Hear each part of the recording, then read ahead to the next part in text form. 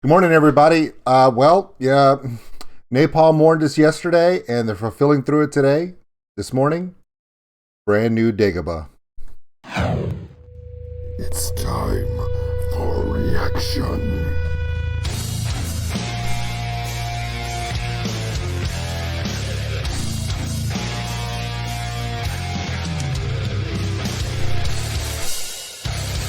Welcome in. Old School Nerd.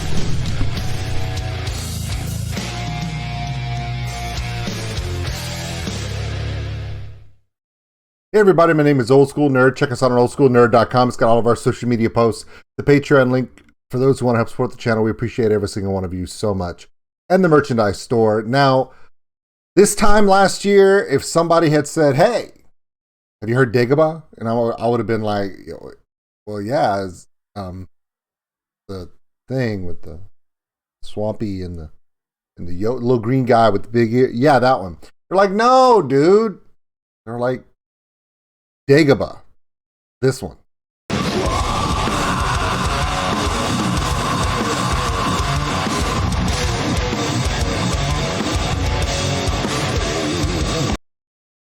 That DAGOBA. So anyway, that was my introduction into DAGOBA. I was actually doing a live stream and we were going through like the top 10 of this and the top 10 of that. And I went through and I had put Baby Metal's Wall of Death for Road to Resistance in my top 5 walls of death ever seen. And someone said, did you see the one that DAGOBA did where the people were just standing in the dirt and he went raw and everybody like the damn near killed themselves? I was like, no. And then they sent me there and I was like, who is this band? So I did a reaction to DAGOBA and it was great. Loved it. Well, they've got a new one today. It's called The Last Crossing. I don't think they're going to be singing in the dirt. In fact, when I looked at the thumbnail, I saw those fancy light bars that we've been seeing a lot of bands use. Yeah, Spirit Box to Ginger, you name it. Those little rods with the lighting, the computer generated lighting and stuff. It's all coordinated and stuff. When I went to go see a concert in Houston, went to go see Julian Baker and she had them and it was outstanding in a live setting. They seem they may appear to be kind of gimmicky in a video, but if you ever see them live, holy cow, those bars are awesome. But that's not why we're here. We're not here for stupid bars. This isn't a rap video. Let's get into this.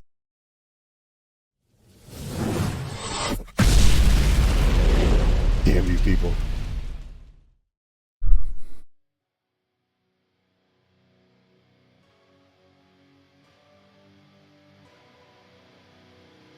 Oh, it is cranked up. It's slow build. I was like, man, why is it so quiet?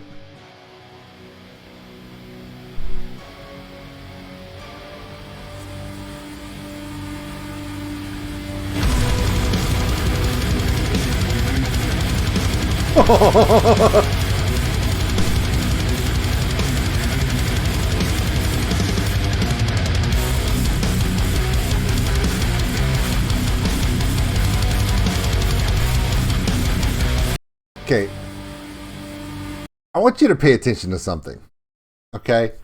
You know I love arrangement, composition, and just when bands do things in a certain way. The typical metal core or power metal situation is when your bass and your guitar are playing quarter notes or eighth notes or even 16th notes and they're running through a song. People have a tendency to think that the drums are going to go along with it. But no. What if your drums were like, you know what? We'll do the kicks to those quarter or eighth notes, no problem. But we're going to cut back and we're going to start this song with a breakdown where instead of going super fast, because they would take both sticks and you'd run that hi-hat to go the same 16th or eighth notes that the guitar and drums are doing. But he's not. He goes, if they're playing eighth notes or 16th notes, he's doing quarter notes. 1, 2, 3, 4. So when he drops that snare hit's going to be on the 2 and the 4. So it's going to be 1, 2, 3, 4. So even though the pedals are going to run on those 16th notes, he's going to drop his hi-hat on a quarter, and that snare on that half note, and you're like, it gives a dynamic to where the guitars and the bass can just go free, like Ride the Lightning, because that's what they're doing almost. But at the same time, it gives that weight. It's like it's kicking you in the chest, and it's a dynamic that when bands do this, it's one of my favorite things. Is when you can actually take the one instrument that would technically be able to go super fast, but have it hold back to hold down that groove. Just have that drummer hold that count back to where you're just realizing that every downbeat is so significant. Watch this.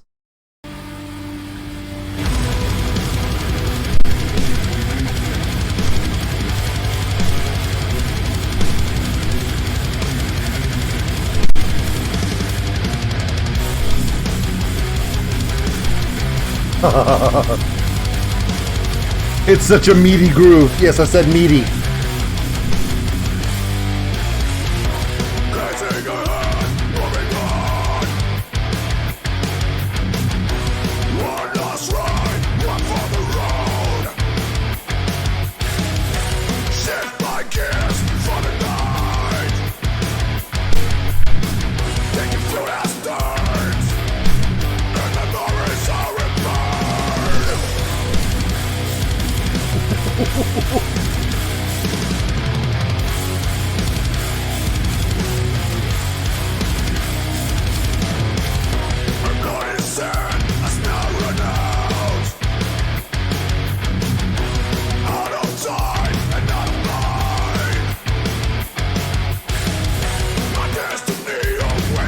This is a sign of a band that has a lot of maturity in itself, a lot of experience, both in their own sound, in the way they work together, and in how they write music.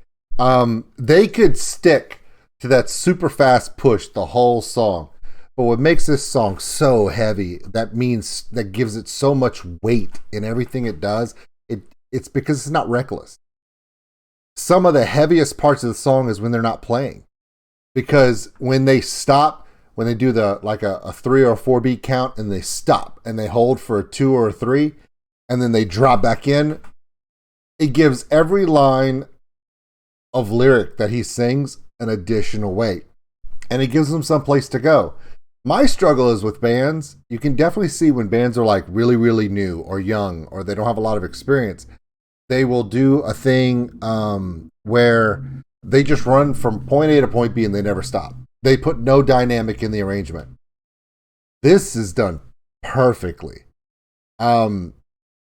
Honestly, this song would be amazing even without lyrics because of the way it's done.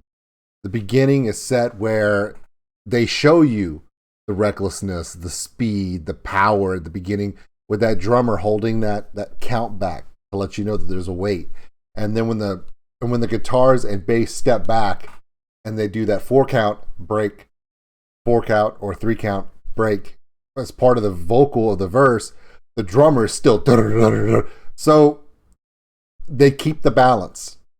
Drummer holds back in the beginning, guitar and bass are just recklessly going after it at the beginning, then they switch up for the verse.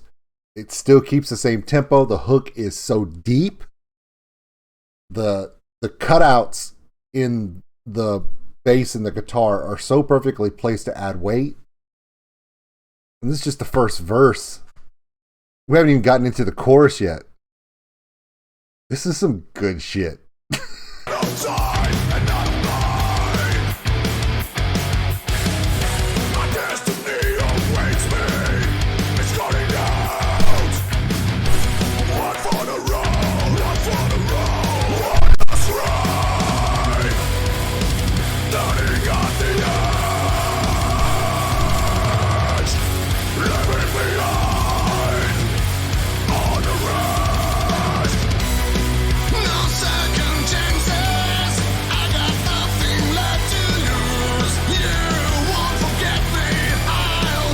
When you have a hook that deep, a run that solid, a dynamic that harsh, and gaps that literally drop hammers on your heart as it's running through this thing that you can feel in your chest, this song live would be nuts.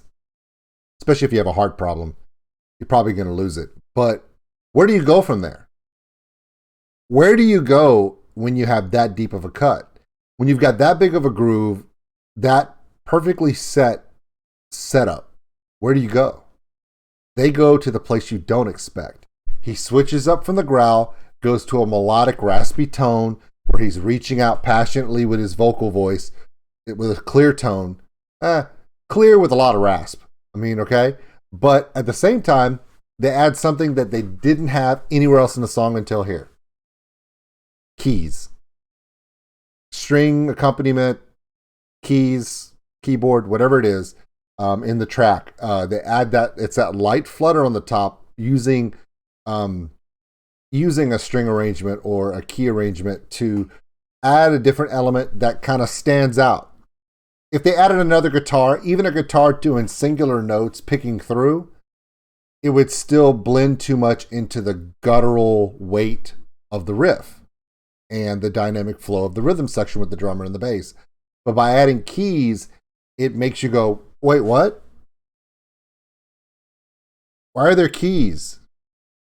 It makes you pay attention, and it brings attention to that. This is the chorus. I want you to listen to what I'm saying because this is an important part. Bands do this on purpose in the studio. And if the band doesn't write it this way, the producer, whoever's doing the producing of the record, will get with the band and say, you know what? We need to go a different direction here. We need it to not just be pushed all the way through. That kind of arrangement situation can be written into the song by the band a lot of times. But when a band struggles with a song, they're like, man, there's just something missing from this. We need to go somewhere else. A voice will come from a sound mixer, a producer. Someone will be like, dude, let's go a different direction. Or a member of the band will be like, let's do something different. Let's throw in some keys in here. And everybody will go, keys? Why? And that person will be like, because it'll make people go, what the hell's that? And they're like, yeah. So there you go. It's good. Watch this.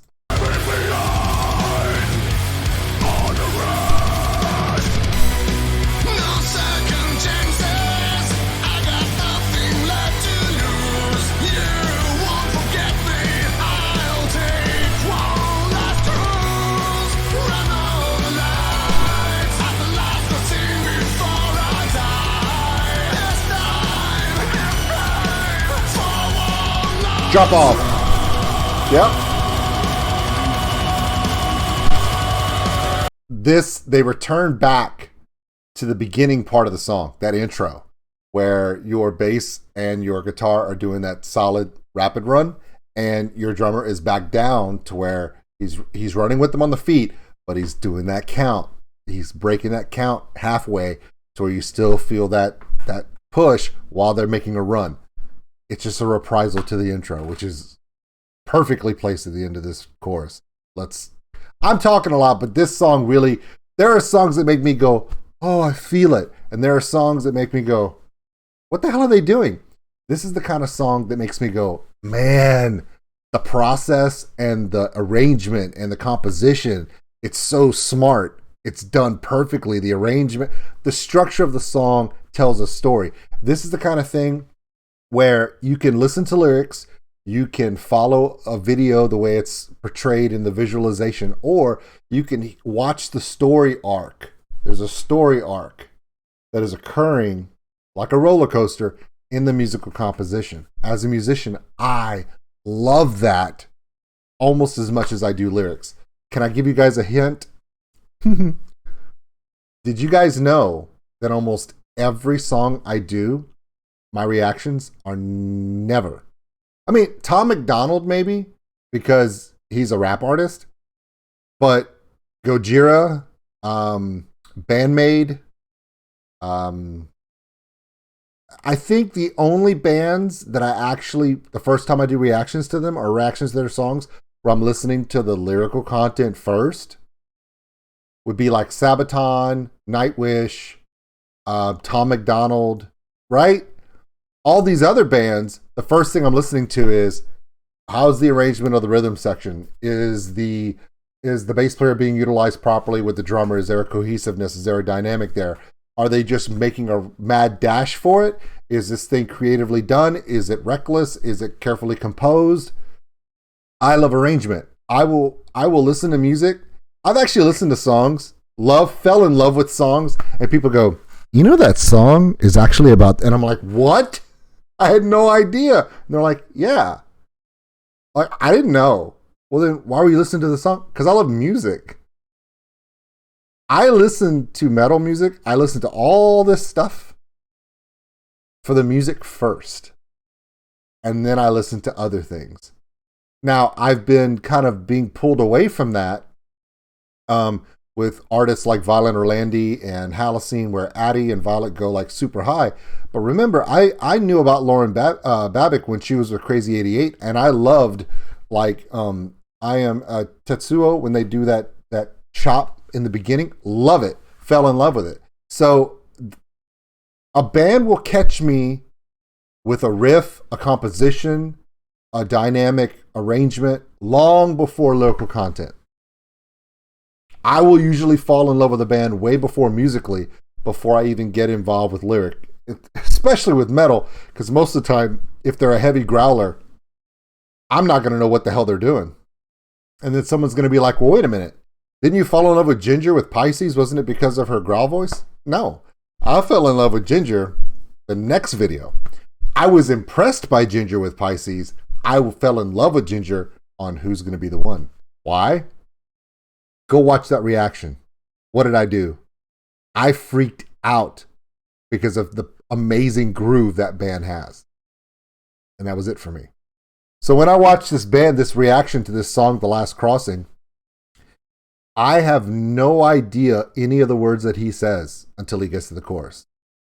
But I am overly impressed and falling in love with this song and this band because of the musical composition in drums, bass, the way they dynamically set up the guitar riffs to where they're telling that story musically. Yeah, surprise! Old School Nerd is more into music than lyrics. True story. So if somebody comes up to me and goes, oh my God, you know, you gotta love the da-da-da-da. The song is so amazing. I'm like, why? Oh, because it tells a great story. Okay, and then I'll listen to the song. I'm like, They're like, well, what's wrong? I was like, I wasn't really into the music. Oh no, but it's the lyrical content. Well, I wasn't listening for that. Sorry. You have to tell me, hey, you need to watch these lyrics. Okay, and then I'll be paying attention. Otherwise, I'm like, what are they doing here? I guess it's one of the big reasons why I was never really a fan of the Beatles like I was Led Zeppelin. I was never a fan of the Rolling Stones the way I was a fan of Jimi Hendrix. Right? Because Led Zeppelin had all the lyrical content, but they were world-class musicians. The Beatles were too, but their entire beginning of their entire existence was the minimal early stages of rock and roll, so I didn't get into that as much. I got into the Beatles stuff later when they became more experimental. See? That's how it works for me. Anyway, I'm going to shut up about me. Let's get back into DAGOBA.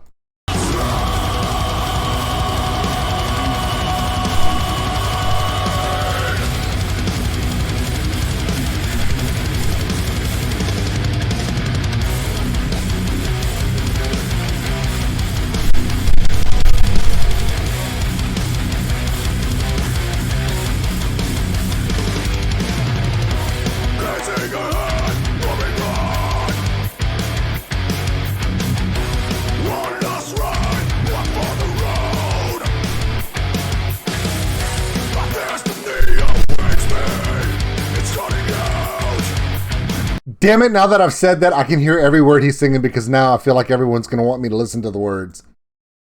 One for the road, my destiny. See, now I know I'm listening for his words instead of listening to the composition.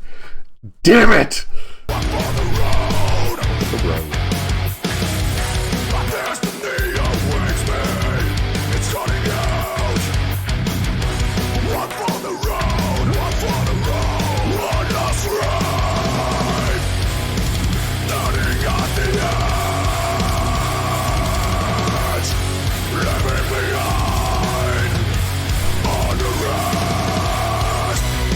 No second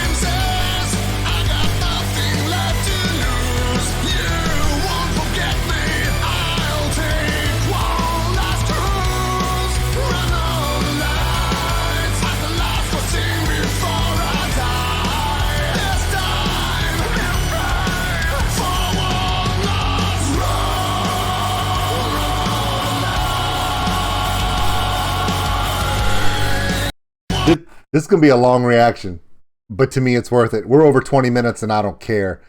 Okay, so they get all the way through here.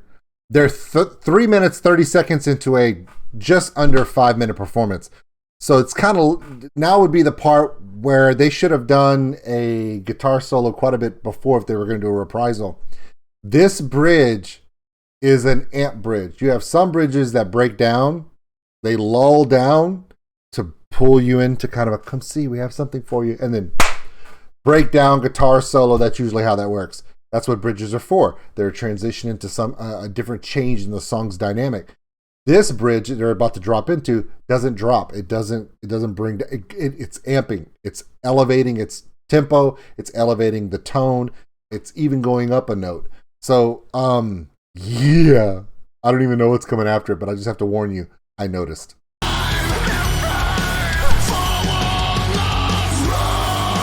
It went up.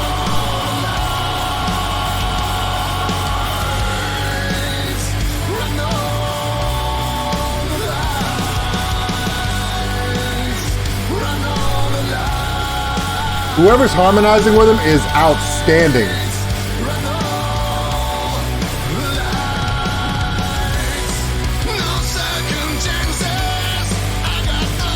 So instead of going to a guitar solo, they went right back to the reprisal chorus.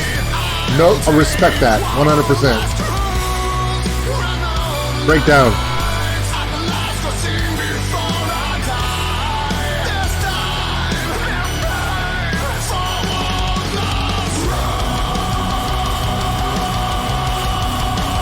Right back to the intro. This is the third time they've gone into this run. Perfectly placed. Outstanding structure. Oh. Okay. Easily my favorite song by DAGOBA. And they do a lot of stuff amazingly well. But I think for me, one of my favorite parts about this particular song is the level of musicianship. Amazing songwriting, amazing musical composition. Arrangement was perfect. They used the perfect setups. They did their intro. They reprised their intro into the second verse, and then they tagged the end with the same intro. It is perfectly placed. They didn't do a guitar solo, but what they did do is they did do a bridge. Instead of the bridge into a guitar solo or some kind of breakdown, they did a bridge into a reprisal chorus that had a breakdown to enter into that last tag, which is, of course, the intro. You guys think I don't pay attention. There are times when a band will do something visually or they'll tell a story like Sabaton and I'm just blown away. There are times when an artist will come through, do a vocal performance and I'm blown away. Flory Anson, Melissa Bonney, Brittany Slays, Lauren Babick, Violet Orlandi. Okay, fine. And then there are times when a band shows up and their musicianship, composition is outstanding. And I love those bands. Fractal Universe, Ventersea, Lucid Awakening, Astriction, DAGOBA, Torrential Rain. The list goes on and on. If someone was to ask me, what is your favorite thing? I'm going to take musical composition and proper arrangement over everything else because it's my favorite thing. I'm a drummer.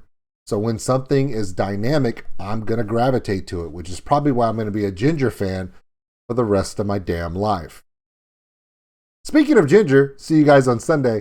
My name is OldSkuleNerd. This is DAGOBA. The song is The Last Crossing from Napalm Records. Outstanding. Whew. What a way to start your day. Instant gym playlist song, telling you now. If you're like, I can't get out of bed. I didn't sleep last night. My whole day sucks. Pop this bad boy in. It's almost as good as coffee. Almost.